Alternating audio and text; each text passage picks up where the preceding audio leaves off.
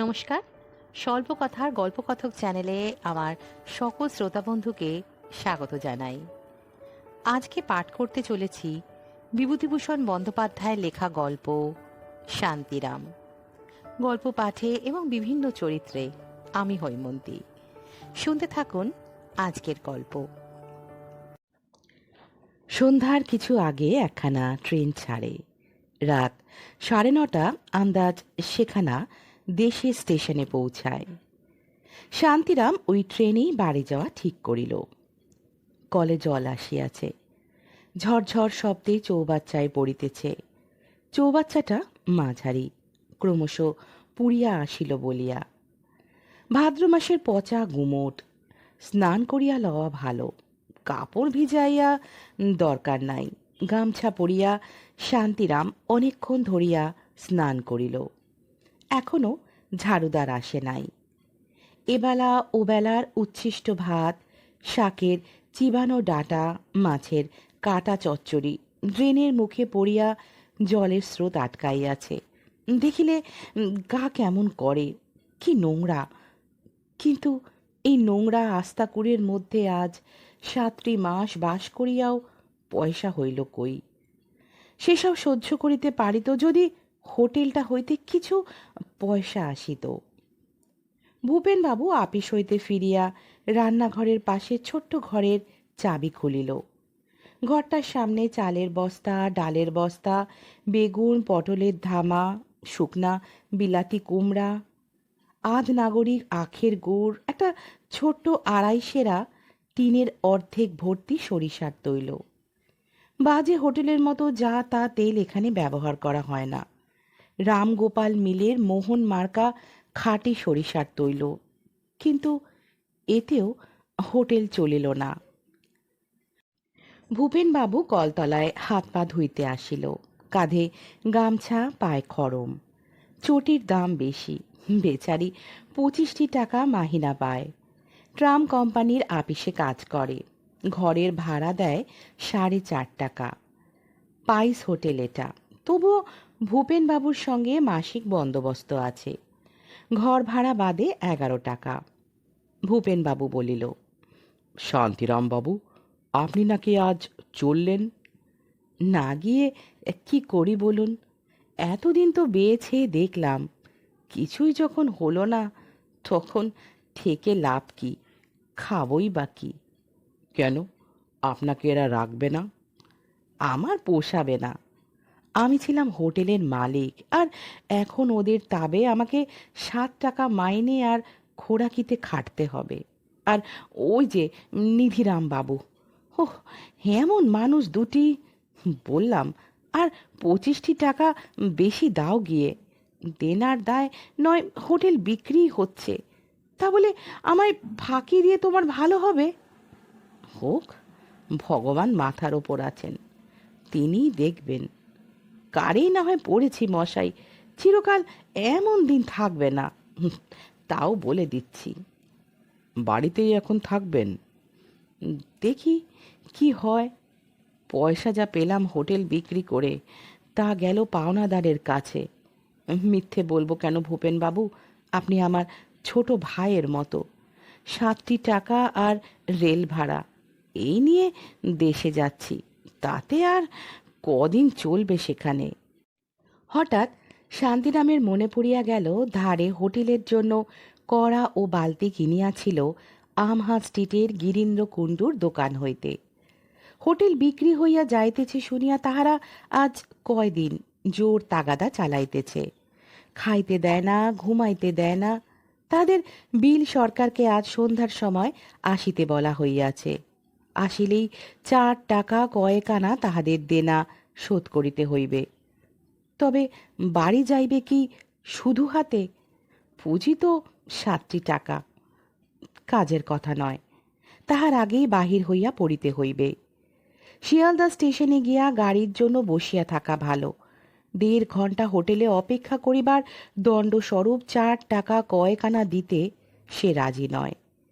নিজের ঘরটিতে ঢুকিয়া সে একখানা ময়লা কাপড় পাতিয়া 2-3খানা আধ ময়লা কাপড় ও জামা, কাঁসার গেলাসটা, পুরনো 1 জোড়া জুতা, একজোড়া খড়ম, পাটি একখানা পুটুলি বাঁধিয়া লইল। না, এখানে কোনো জিনিস ফেলিয়া গিয়া লাভ নাই। বাড়িতে লইয়া গেলে গৃহস্থ সংসারে কত কাজে লাগিতে পারে। ছোট্ট টিনের সুটকেসটার মধ্যে ধোপার বাড়ি হইতে সদ্য আসা দুখানি ধুতি এবং একটা ছিটের কাপড়ের পাঞ্জাবি পুড়িয়া নিজের গায়ে শার্টটা পরিতেছে।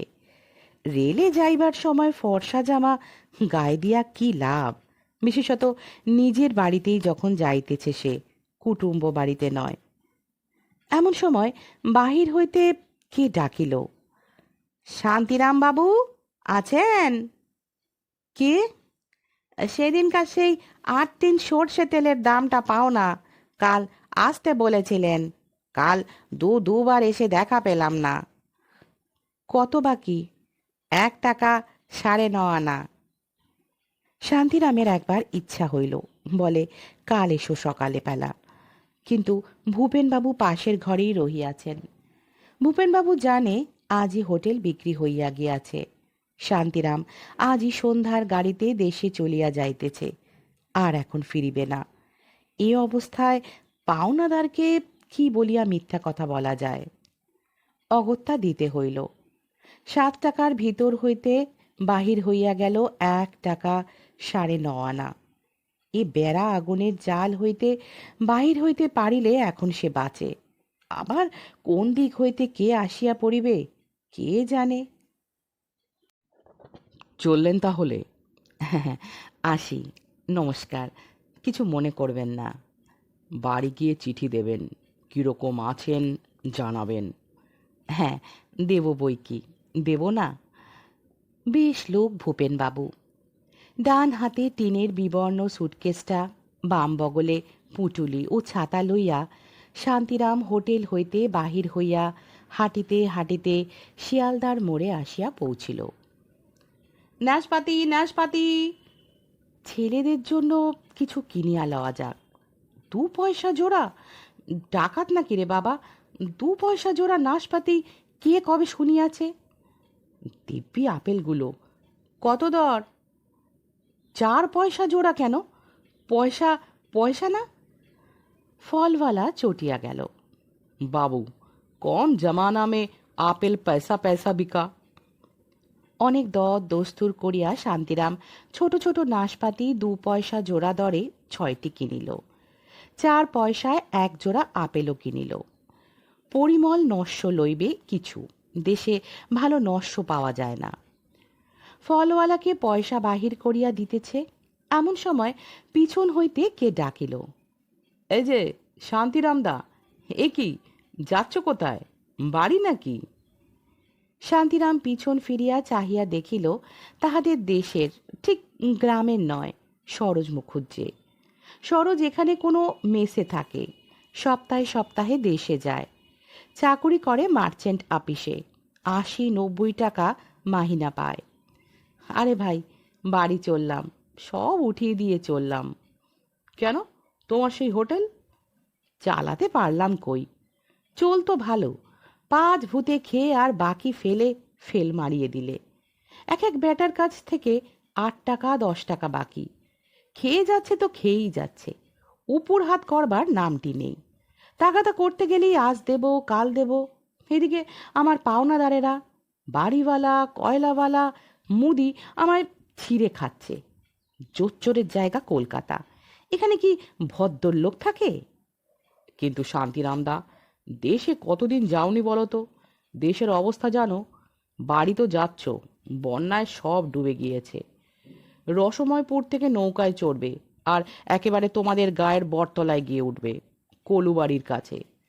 চাল নেই, ধান নেই, সব ডুবেছে। জিনিসপত্রের দাম চড়া, লোকজনের ভয়ানক কষ্ট। কত বাড়ি ঘর পড়ে গিয়েছে। আর এই দুর্দিনে তুমি যাচ্ছ দেশে? এখন যেও না, আমি বলি। না গিয়ে কি করি?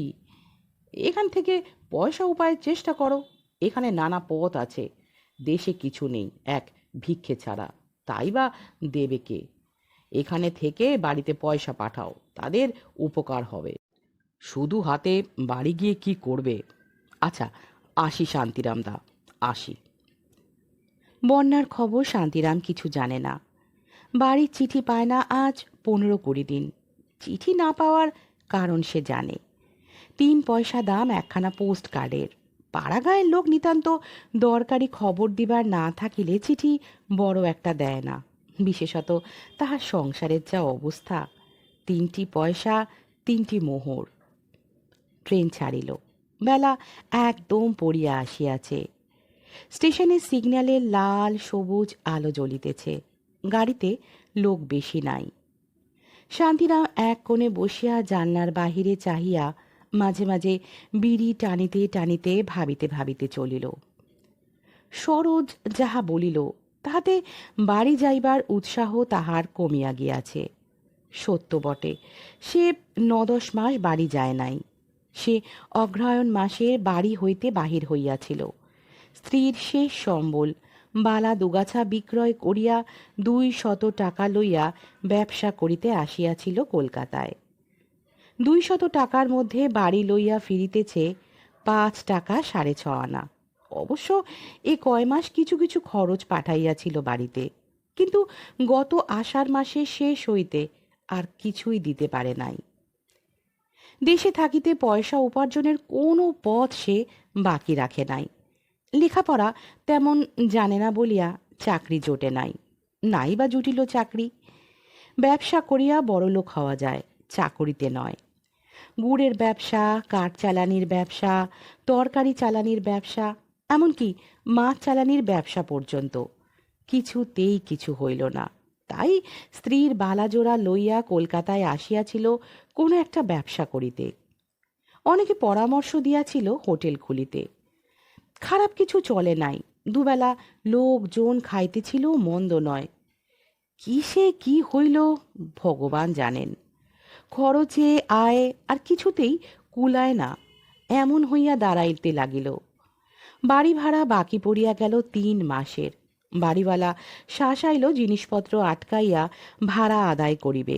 মুদির দেনা, কয়লাওয়ালার দেনা, তরকারিওয়ালার দেনা, মাছওয়ালার দেনা, দুধওয়ালার দেনা, ঠাকুরের মাহিনা বাকি, ঝি চাকরের মাহিনা বাকি। হোটেল চলে কি করিয়া?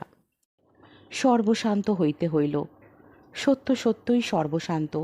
এতটুকু সোনার গুড়া নাই ঘরে। এই কটি টাকা মাত্র সম্বল।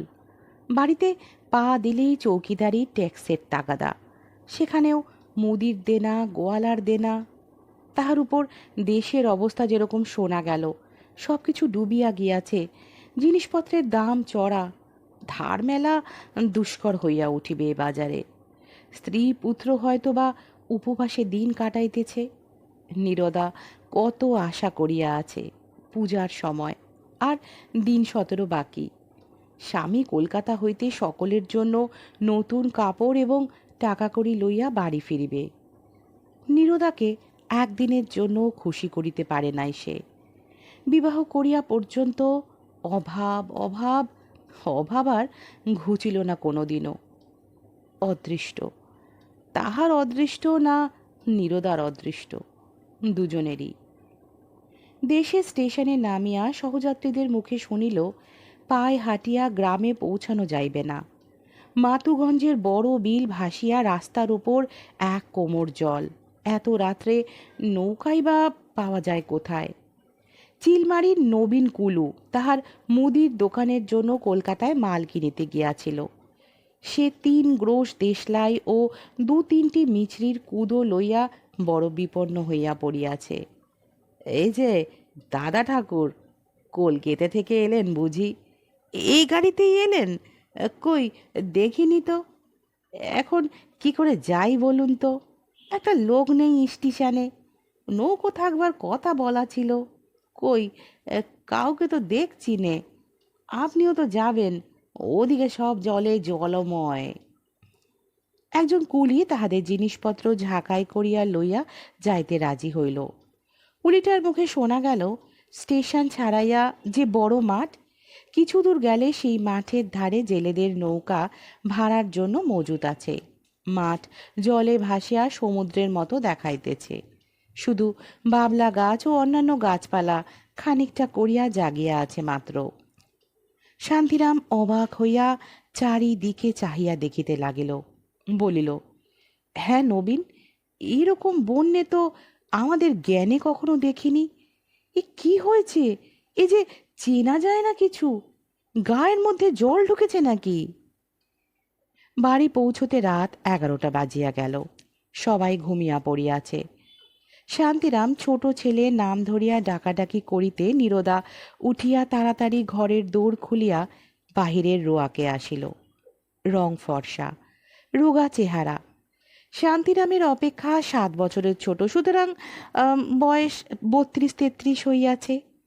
মাথার চুল সামনের দিকে অনেক উঠিয়া গিয়াছে। মুখের লালিত্য অনেক দিন নষ্ট হইয়াছে। পরনে লাল পাড় ময়লা শাড়ি। চুল বাঁধা বা পরন পরিচ্ছেদের মধ্যে এতটুকু পারিপাট্য নাই। অতিরিক্ত পান দোক্তা খাইয়া দাঁতগুলো কালো। এত রাত্রিরে কোন গাড়িতে এলে? দাও ওগুলো আমার হাতে। বাবা, একখানা চিঠি না, পত্তর না, ভেবে মরছি। সতুরাজ 3 দিন জ্বর আর পেটের অসুখ। বুলুর একটা ফোড়া হয়ে কষ্ট পাচ্ছে। ভাবছি আজকালের মধ্যে একখানা পত্তর দেব। তার উপরে চারদিকে জল। হাট বাজার করে এনে দেবার লোক পাচ্ছি নে।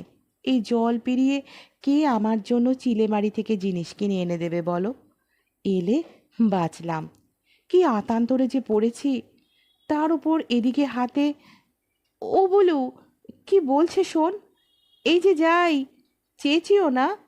কে এসেছে দেখ। তোমার শরীর ভালো তো? এই এতে আপেল আর নাশপাতি আছে। সতুকে বুলুকে দাও। খুকিকে দাও এই লেবেন জুস, কলার আর কমলা লেবুর। খুকি ভালো আছে তো? চলো ঘরে যাই। দাঁড়াও একটু, আলোটা জ্বালি। ঘরে অন্ধকার, সামনেই সব শুয়ে আছে, মারিয়ে চটকে দেবে। খানিক পরে শান্তিরাম সুস্থ হইয়া বসিয়া তামাক খাইতেছে। ছেলেমেয়েরা তাহাকে ঘিরিয়া বসিয়া কেহ আপেলের টুকরা, কেহ লেবেন চুষ খাইতেছে। নীরদা স্বামীর জন্য ভাত চড়াইতে গিয়াছে রান্নাঘরে। নীরদা নিশ্চয়ই ভাবিতেছে, সে না জানি কত টাকা লইয়াই ঘরে আসিয়াছে। নীরদাকে কিছু বলা হইবে না এখন, না বলাই ভালো। মিথ্যা আশায় রাখিয়া লাভ কি? নীরদার মুখে আনন্দ উৎসাহ যেন ধরিতেছে না। কষ্ট হয় বলিতে। নীরদা, যা ভাবছ তা নয়। আমার হোটেল বিক্রি করে দিয়ে চলে এলুম। সর্বশান্ত হতে হয়েছে। তোমার সে বালা গিয়েছে, তার টাকা গিয়েছে। 5 টাকা 6.5 আনা মাত্র হাতে অবশিষ্ট আছে। এ কথা বলিতে কষ্ট হয়। নীরদাকে কোন সুখটা দিয়েছে জীবনে সে। নীরদা ভাত চড়াইয়া দিয়া আবার ঘরের মধ্যে আসিল। বলিল, পুজোর আগে আবার যাবে বুঝি? তা এই যাবে আবার আসবে? মিছিমিছি পয়সা খরচ। একেবারে আর 2 দিন দেরি করে পুজো পর্যন্ত থেকে যাও। ওদের কাপড় চোপড় এনেছো নাকি? শান্তিরাম একবার ভাবিল, বলে, নীরদা, কিছু নেই, সব গিয়েছে। তোমার বালা জোড়াটাও সব উঠিয়ে দিয়ে এলাম। হাত একেবারে খালি। পুজোর কাপড় চোপড় তো দূরের কথা, তোমাদের খেতে দেব যে কোত্থেকে, তাই ভেবে। তবুও আজ 8 মাস পরে বাড়ি আসিয়া তাহার কি ভালোই লাগিতেছিল। কলকাতায় হোটেল খুলিয়া থাকা সে এক অন্য ধরনের জীবন। এই কয় মাসে সে তাহা ভালো করিয়াই বুঝিয়াছে। কখনো যে ঘর ছাড়া হয় নাই, তাহার পক্ষে একা ওভাবে নির্বান্ধব স্থানে থাকা কি ভালো লাগে? এ তাহার নিজের বাড়ি। সকলে এখানে আপন। এখানে নীরদা আছে, সতু, বুলু, খুকি, পিসিমা, পাশের বাড়ির দুর্গাদাস কামার, নিতাই কামার, এরা সব তাহার আপন। নিতাই তাহার ছেলেবেলার বন্ধু। লেখাপড়া শেখে নাই। পৈতৃক বৃত্তি দা বাঁধানো, লাঙলের ফাল পোড়ানো অবলম্বন করিয়াছে। তাহাকে সে যে কত দিন দেখে নাই। নিতাই কামারের দোকান ঘরের জামরুল তলার ছায়ায় বসিয়া তামাক খাইতে খাইতে নিতাই এবং কামার দোকানের সমাগত লোকজনের সঙ্গে বেগুন কুমড়ার গল্প করিতে কি সুখ! তার তুলনায় হোটেল। কাল নিতাইয়ের সঙ্গে সকালেই দেখা করিতে যাইবে। শান্তিরাম খাইতে বসিল। হ্যাঁ গা, পুজো পর্যন্ত থাকবে তো? হ্যাঁ। তা কাপড় জামা ওদের কলকাতা থেকে আনলে না কেন? এখানে দর বেশি। দর? হ্যাঁ, আ, তা বেশি। হোটেল দেখাশোনা করবে কি এখন? শান্তিরাম কিছুক্ষণ চুপ করিয়া থাকিয়া বলিল, হোটেল নেই। নীরদা বিস্ময়ের সুরে বলিল, নেই? তবে অন্য কি? কেন? এই সেদিনও তো চিঠি লিখলে হোটেলের কাজ চলছে ভালো। শান্তিরাম বলিল, চলছিল তো ভালোই, তারপর কিসে থেকে কি হলো, কেবল দেনা বাড়তে লাগলো, বিক্রি হয়ে গেল দেনার দায়ে। সে বালাজোড়া আছে তো? এনেছো সঙ্গে তো? নীরদা এই ধরনের প্রশ্ন করিয়া বড় বিপদে ফেলে। এই ধরনের প্রশ্ন না করিয়া যদি বলিত, সে বালা দুগাছা ঘুচিয়ে দিয়েছে তো, তাহা হইলে উত্তর দেওয়াটা সহজ হইত যে বালা ঘুচিয়া গিয়াছে, মিটিয়া গেল। এতখানি আশা ভরা প্রশ্নের উত্তরে তাহাকে এখন না, সংসার করা এত বিপদ জানিলে সে বিবাহ করিত না। বিবাহ সে ইচ্ছা করিয়া করে নাই। স্বর্গীয় পিতৃদেব বাঁচিয়া থাকিতে পুত্রবধূর মুখ দেখিবার দুর্নিবার আকাঙ্ক্ষায় ১৯ বছরের ছেলে শান্তিরামের বিবাহ দিয়া যান ১২ বছর বয়সে নীরদার সঙ্গে। ইয়ে, বালা কোথায় নীরদা? বালা বিক্রি করেই তো হোটেল খুলেছিলাম। নীরদা হঠাৎ নিজের গালে চড় মারিতে মারিতে বলিতে লাগিল, ও মা, আমার কি হবে? আমার কি হবে? শান্তিরাম বিরক্ত হইয়া বলিল, আহ, কি ছেলে মানুষই করো, থামো। ছেলেমেয়েরা কাঁদিয়া উঠিল। শান্তিরামের ভাত খাওয়া হইল না। সে ভাত ফেলিয়া উঠিয়া নীরদার হাত ধরিল। স্বামী স্ত্রীতে তুমুল ঝগড়া বাঁধিয়া গেল। নীরদাকে শান্ত করিতে শান্তিরামের সময় লাগিল। মেয়ে মানুষকে বোঝানো দায়। অনেকক্ষণ পরে নীরদা কিছু প্রকৃতস্থ হইল। চোখে মুখে জল দিয়া আসিয়া বলিল, তোমার খাওয়া হলো না, আর দুটো ভাত আছে, বেড়ে নিয়ে আসি? না না, থাক, শোয়া যাক এখন, রাত হয়েছে, ১২টা কি ১টা। শান্তিরাম স্ত্রীর প্রতি মনে মনে বিরক্ত হইয়াছে। একজোড়া বালা না হয় গিয়াছে, তা বলিয়া সে খাইতে বসিয়াছে, আর এমন কুরুক্ষেত্র কাণ্ড! ছি, এর নাম সংসার? একটু সান্ত্বনার কথা নাই, সহানুভূতি নাই। আচ্ছা, সন্ন্যাসী হয়ে গেলে কেমন হয়? অনেকে তো যায়, সংসার আর ভালো লাগে না। রামকৃষ্ণ পরমহংস ঠিকই বলিয়াছেন, কামিনী কাঞ্চন অসার। তাহাদেরই গ্রামের পাশে বন্দিপুরের মুকুজ্জে বাড়ির বড় ছেলে রাধাকান্ত বহুদিন আগে সন্ন্যাসী হইয়া গিয়াছিল। এখন কি একটা বেশ বড় গোছের নাম লইয়া কাশীতে মঠ করিয়া আছে। বহু শিষ্য সেবক, দুধ ঘি খায়, কোনো কষ্ট নাই। পায়ের ওপর মোহর প্রণামী, দিব্যি আছে। আর সংসার করিলে তাহারও দশা এই রকম হইত, ছেলে পিলে লইয়া জড়াইয়া মরিতে হইত একদিন। কামিনী কাঞ্চন সত্যই অসার। নীরদাও স্বামীর ওপর বিশেষ সন্তুষ্ট হইয়া উঠিল না। শুইয়া শুইয়া ভাবিতে লাগিল, বালাজোড়াটা একমাত্র সম্বল ছিল। এই তো সংসারের ছিরি, তাহার বাবার দেওয়া বালা। শ্বশুর বাড়ি, তাহা হইলে ভাবনা থাকিত না। এক কুচো এখানকার সোনা কোনো দিনও অঙ্গে ওঠে নাই। কি বিবাহই দিয়াছিল বাবা, অকর্মণ্য। আসল কথা এই যে অকর্মণ্য স্বামী। কত পুরুষ মানুষ কত কাজ করিয়া পয়সা রোজগার করিতেছে, গরিব অবস্থা হইতে বড় লোক হইতেছে, আর তাহার স্বামী যাহা ঘরে আছে বা ছিল তাহাও ঘুচাইয়া নিশ্চিন্ত হইয়া বাড়ি আসিয়া বসিল। বড়লোক হইতে সে চায় না, কিন্তু এই দুর্বৎসরের বাজারে ছেলেপিলের মুখে অন্ন দিতে হইবে তো। এমন লোকের বিবাহ করা উচিত হয় নাই। বিবাহের শখ আছে, স্ত্রী পুত্র পুষিবার ক্ষমতা নাই। শেষ রাত্রে ভয়ঙ্কর বৃষ্টি আসিল। ফুটা ছাদ দিয়া নানা স্থানে জল পড়িতে লাগিল। নীরদা ছেলে মেয়েদের লইয়া সরিয়া বিছানা পাতিল। স্বামীর মশারি ভিজিতেছিল দেখিয়া তাহাকে উঠাইল। শান্তিরাম কাঁচা ঘুম ভাঙিয়া যাওয়াতে উঠিয়া বিছানার ওপর বসিয়া বলিল, আহ, কি? মশারি ভিজছে, ওঠো একটু, বৃষ্টি এসেছে বড্ড। নীরদা মশারি খুলিয়া কোণের দিকে লইয়া গিয়া আবার খাটাইতে লাগিল। শান্তিরাম বিরক্ত মুখে বিছানায় বসিয়াছিল। কেরোসিনের টেমির মৃদু আলোয় নীরদার দিকে চাহিয়া দেখিল। নীরদা দেখিতে যেন বুড়ি হইয়া গিয়াছে এরই মধ্যে। বিবাহের পর প্রথম কয়েক বছর কি সুন্দর ছিল দেখিতে। সে রং, সে চেহারা কয়েক বছরের মধ্যেই যেন ভোজবাজির মতো উড়িয়া গেল। ঠিক তেমন ভালোবাসাই কি এখন আছে? সে আকুলি বিকুলি ভাব, না দেখিলে বাঁচি না ইত্যাদি বহুদিন চলিয়া গিয়াছে। নীরদা মশারি খাটাইতেছে। সামনের কপালখানা মাঠের মতো চওড়া হইয়া গিয়াছে, চুল ওঠার দরুন। ময়লা শাড়িখানাতে চেহারা আরও খারাপ দেখাইতেছে, যেন ভদ্রলোকের ঘরের মেয়েই নয়। ফর্সা একখানা কাপড় পরিলে কি হইত?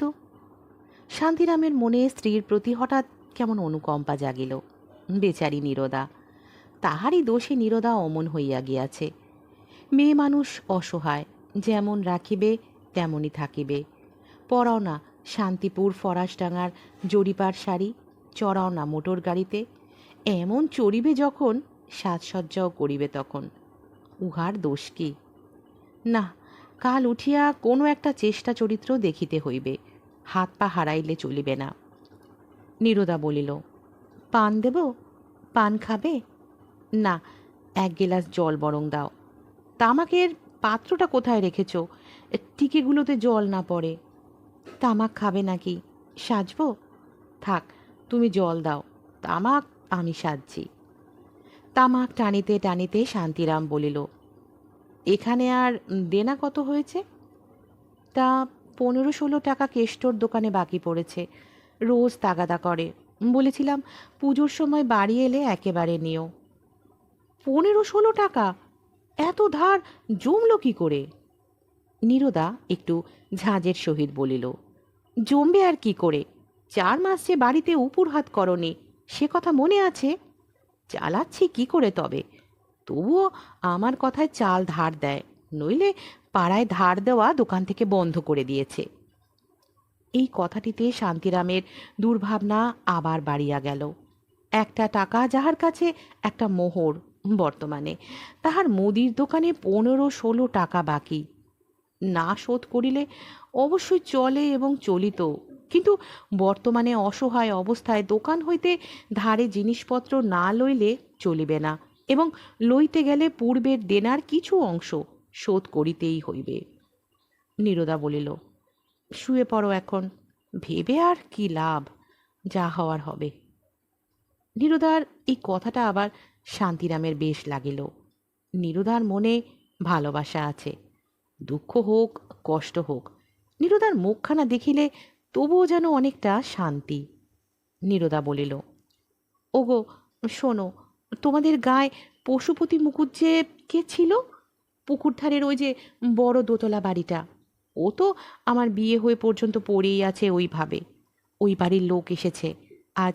পুকুরের ঘাটে গিয়ে দেখি গাড়ি করে নামলো একজন ছোকরা, এক 16-17 বছরের মেয়ে, এক বুড়ি, বোধহয় ওদের মা।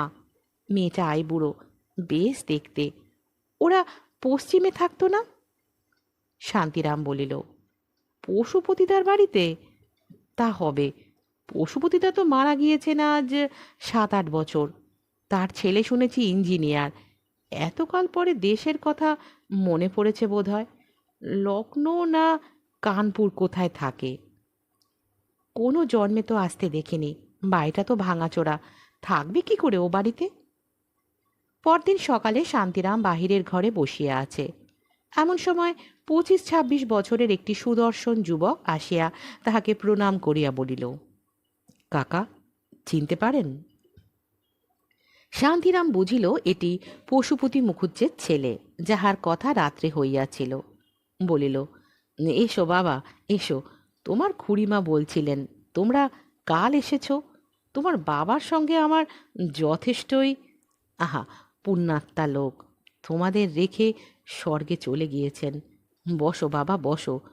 বৌদিও এসেছেন নাকি? না, মায়ের শরীর ভালো না। সঙ্গে এসেছেন আমার এক সম্পর্কে মাসিমা। আমি কখনো গায়ে আসিনি, কাউকে চিনি নে, সকলের সঙ্গে আলাপ করে বেড়াচ্ছি। দেখুন, এই বাপ ঠাকুরদার দেশ, অথচ কাউকে চিনি নে। বাড়িটা নষ্ট হয়ে গিয়েছে একেবারে। কাল সারা রাত্রির বিছানায় জল পড়েছে। সঙ্গে আমার বোন আছে, ওকেও নিয়ে এলাম। এবার ম্যাট্রিক দেবে, কলকাতায় মামার বাড়ি থেকে পড়ে। বেশ বেশ, খুব ভালো বাবা। যাবে আসবে বই কি, তোমরা গায়ের রত্ন, না এলে গেলে কি হয়? দেখছো তো গায়ের অবস্থা, এমন সোনার চাঁদ ছেলে সব থাকতে আমরা কি কষ্ট পাচ্ছি দেখো গায়ে থেকে। তোমার নামটা কি বাবা? যুবক বলিল, আগে আমার নাম সুশান্ত, আমার বোনের নাম চিন্ময়ী, চিনু বলে ডাকি। আপনার কাছে যে জন্য এলুম তা বলি। বাবা আমাদের হাতে কিছু টাকা দিয়ে গিয়েছিলেন ঠাকুরদার নামে গায়ে একটা পুকুর কেটে প্রতিষ্ঠা করবার জন্যে। আজ 7 বছর বাবা মারা গিয়েছেন, কিন্তু নানা কারণে আমার গায়ে আসা ঘটেনি। তাই এবার ভাবলুম যাবই, কাজটা সেরে আসি। আমাদের বাড়ির সামনে যে পুকুরটা রয়েছে ও তো একেবারে মজা, ভাবছি ওটাকে কাটাবো। পাড়ার লোকের জল খাওয়ার সুবিধে হয় তাহলে। তা ও পুকুরে আপনার অংশ আছে শুনলাম। আমি অন্য সব অংশীদারের কাছে গিয়েছিলাম, তারা সব রাজি হয়েছেন। এখন আপনি যদি, আমি অবশ্যই ন্যায্য দাম যা হয় দেব, সকলকেই দেব।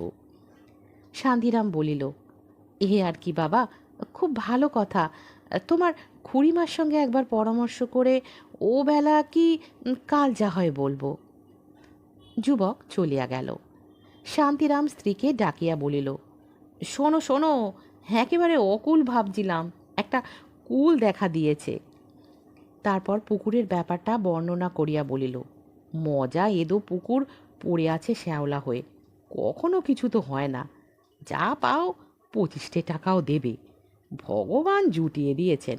ভালোয় ভালোয় চুকে গেলে 5 পয়সার হরি লুট দিও। দুপুরের পর পশুপতি মুখুজ্জের মেয়েটি শান্তিরামের বাড়িতে আসিল। নীরদাকে প্রণাম করিয়া বলিল, কাকিমা, আপনার সঙ্গে আলাপ করতে এলাম। নীরদা কাঁথা সেলাই করিতেছিল। তাড়াতাড়ি উঠিয়া মেয়েটির চিবুক ছুঁইয়া আদর করিয়া বলিল, এসো মা আমার, এসো এসো। গরিব কাকার বাড়ি, তোমায় মা কোথায় বসাই? এই আসনখানাতে বসো মা। দুজনে ভাবসাব খুব শীঘ্রই হইয়া গেল। মেয়েটি বেশ সুন্দরী, সারা দেহে একটা গতির হিল্লোল, ছিপছিপে গড়ন, মাথায় এক রাস চুল একটু নামাইয়া এলানো খোপা বাঁধা, সাদা সিধা ধরনের শাড়ি ব্লাউজ পরনে। হাসি ছাড়া যেন কথা কইতে পারে না মেয়েটি। নীরদা বলিল, তোমার দাদা এসেছিল ও বেলা তোমার কাকার সঙ্গে দেখা করতে। শুনলুম বড় ভালো ছেলেটি। তুমি স্কুলে পড়ো শুনলাম। কি পড়ো? ক্লাস 10-এ পড়ি, এবার ম্যাট্রিক দেব। তোমার মা এলেন না কেন? আহ, কখনো দেখিনি তাকে। তার শরীর ভালো না, বিছানা থেকে উঠলে মাথা ঘোরে, কোথাও বেরোতে পারে না। আহা, তার দেখাশোনা কে করে? তোমার দাদার বিয়ে হয়েছে? না, দাদা বিয়ে করবে না এখন, দেশ সেবা করবে। যারা লেখাপড়া জানে না তাদের লেখাপড়া শেখাবে, এইসব দিকে মন। দেশের কাজ করবে বলে পাগল, অন্য ধরনের মানুষ দাদা। দাদার কথা বলিবার সময় মেয়েটির চোখে দৃষ্টি স্নেহ ও শ্রদ্ধায় নম্র হইয়া উঠিল। ক্ষণে ক্ষণে ইহার মুখের চেহারা যেন বদলাইয়া যাইতেছে, ভারী জীবন্ত চোখ মুখ। এসব পাড়াগায় নীরদা কখনো এমন মেয়ে দেখে নাই। অনেকক্ষণ বসিয়া এ গল্প ও গল্প করিবার পর মেয়েটি উঠিতে চাহিলে নীরদা বলিল, চিনুমা, গরিব কাকার বাড়ি এসেছ যদি, কিছু না খেয়ে তো যেতে পারবে না। তুমি বসো, আমি একটু হালুয়া করে আনি। চিনু বলিল, মুড়ি নেই কাকিমা? মুড়ি খেতে বড় ভালোবাসি। নীরদা তাড়াতাড়ি মুড়ি মাখিয়া আনিয়া দিয়া বলিল, তুমি কি মুড়ি খেতে পারবে মা? সেই জন্য দিতে ভরসা করিনি, আমি নিজে মুড়ি ভাজি। সঙ্গে সঙ্গে তাহার মনে হইল মুড়ির ধান ফুরাইয়াছে, অথচ কিনিবার পয়সা নাই। আর দুদিন পরে চিনু আসিলে তাহাকে মুড়ি দিবার সামর্থ্য পর্যন্ত থাকিত না। মান সম্ভ্রম কি করিয়া বজায় থাকে যে সংসারের পুরুষ মানুষ অমন অকর্মণ্য। চিনু সেদিন গেল, কিন্তু পরদিন সকালে আবার আসিয়া প্রায় ঘণ্টা দুই নীরদার সঙ্গে কাটাইয়া গেল। ভারী অমায়িক মেয়ে। এদিন সংসারে যত তরকারি সব বটি পাতিয়া বসিয়া বসিয়া কুটিয়া দিতে লাগিল। নীরদার কোনো বারণ শুনিল না। পাড়ার অন্য সকলের বাড়িতে চিনু তত যায় না যত এখানে সে আসে। নীরদাকে তাহার কি যে ভালো লাগিল সেই জানে। দিনে অন্তত দুইবার তার এখানে আসা চাই। নীরদারও তাহাকে বেশ ভালো লাগে। দিন 10-12 পরে একদিন শান্তিরাম স্ত্রীকে বলিল, শুনছ, আমার অংশের দাম ধার্য হয়েছে 32 টাকা। আশা করিনি এত হবে। তা সবাই যে দর নিয়েছে আমিও তাই নিলাম। নীরদা অবাক হইয়া বলিল, সে কি গো, ওই এক মজা ডোবা 32 টাকা করে অংশ হলে 6 অংশের জন্য সুশান্তকে 200 টাকা দিতে হবে। তা হবে বই কি, ঠাকুরদার নামে পুকুর প্রতিষ্ঠা করবার গরজ আছে, টাকা খরচ করবে না। নীরদা গম্ভীর মুখে বলিল, একটা কথা বলি শোনো, তুমিও টাকা নিতে পারবে না, ছেড়ে দাও অমনি। শান্তিরাম অবাক হইয়া বলিল, এমনি ছেড়ে দেবো কেন? বেশ তো তুমি। নীরদা বলিল, চিনু আমাকে বড় ভালোবাসে, এখানে ছাড়া সে কোথাও যায় না, আসে না। দুটি চাল ভাজা দিই, তাই হাসি মুখে বসে বসে খায়। মেয়ের মতো মায়া হয়েছে ওর ওপর। ওদের কাছ থেকে তুমি ওই ডোবা বেচে টাকা নিতে পারবে না, আর যে টাকা ন্যায্য নয় তা কখনো নিতে পারবে না তুমি। তবে চলবে কি করে শুনি? এ টাকা ছাড়লে কিসে থেকে কি হবে? তা যাই হোক, ওরা বড় মানুষ বটে, কিন্তু গায়ে সবাই ওদের ঠকিয়ে নিচ্ছে ছেলে মানুষ পেয়ে।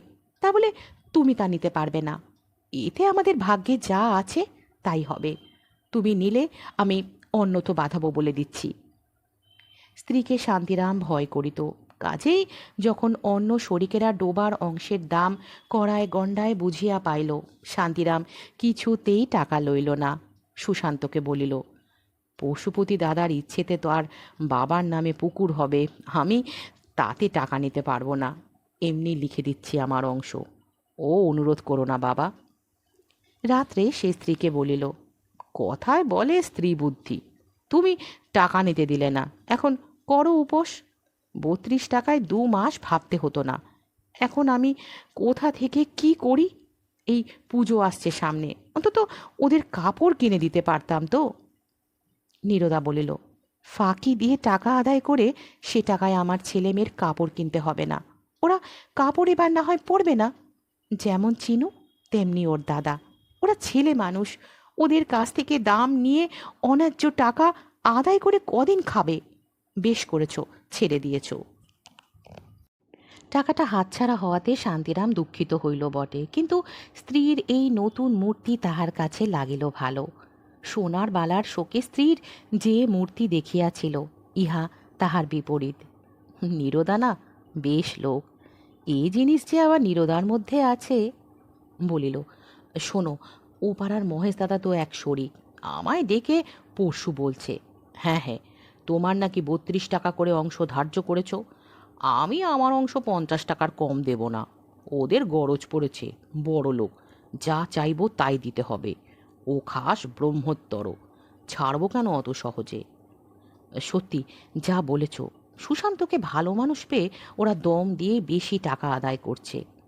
করে থাকে করছে, যার ধর্ম তার কাছে। ও টাকা কতদিন খেতে? ও কথা বাদ দাও, পুকুর কাটিয়ে দেবে ওরা একাটা টাকা খরচ করে, কিন্তু জল খাবে পাড়ার 5 জনই তো। ওরা সেই পশ্চিম থেকে কিছু পুকুরের জল খেতে আসছে না, আমাদের সুবিধার জন্যই ওরা করে দিচ্ছে। চিনু বলছিল, ওর দাদা পরের কাজে, দেশের কাজে বড় মন দিয়েছে। বেশ ছেলেটি। পুজোর দিন কয়েক বাকি। সুশান্ত সন্ধ্যার সময় শান্তিরামের বাড়ি আসিল। বলিল, কাকা, আমরা কাল চলে যাচ্ছি পশ্চিমে। আমার ছুটি ফুরিয়ে এসেছে। আপনার ওপর একটা ভার দিয়ে যেতে চাই। পুকুর কাটানোর ভারটা আপনি নিন। গায়ের মধ্যে আপনি অনেস্ট লোক দেখলুম। চিনুর মুখে আপনাদের সব কথা আমি শুনেছি।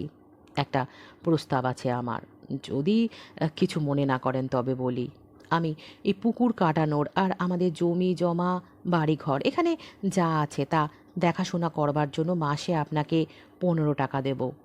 পুকুর কাটানো হয়ে গেলে আমাদের বাড়িটা মেরামত করবার ভারও আপনার ওপর থাকবে। আমি টাকা পাঠিয়ে দিয়ে খালাস হব। মাঘ মাসের দিকে মাকে নিয়ে এসে পুকুর প্রতিষ্ঠা করে যাব। বলুন কাকা, এতে আপনি রাজি আছেন? রাজি না হলে ছাড়ছি নে, গায়ে আর লোক নেই।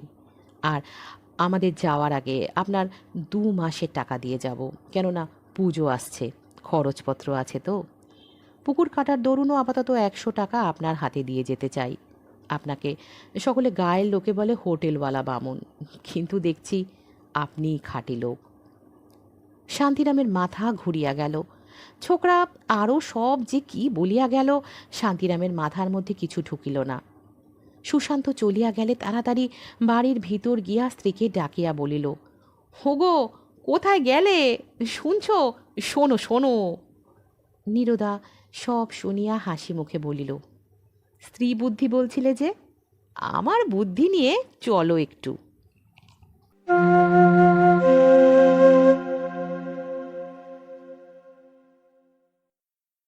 আজকের গল্প শান্তিরাম এখানেই শেষ হলো।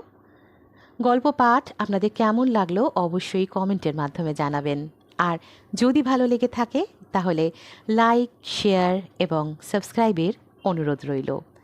ফিরে আসবো আবারও একটি নতুন গল্পের সাথে। ততক্ষণ সঙ্গে থাকুন এবং শুনতে থাকুন স্বল্প কথার গল্পকথক। ভালো থাকবেন, সুস্থ থাকবেন।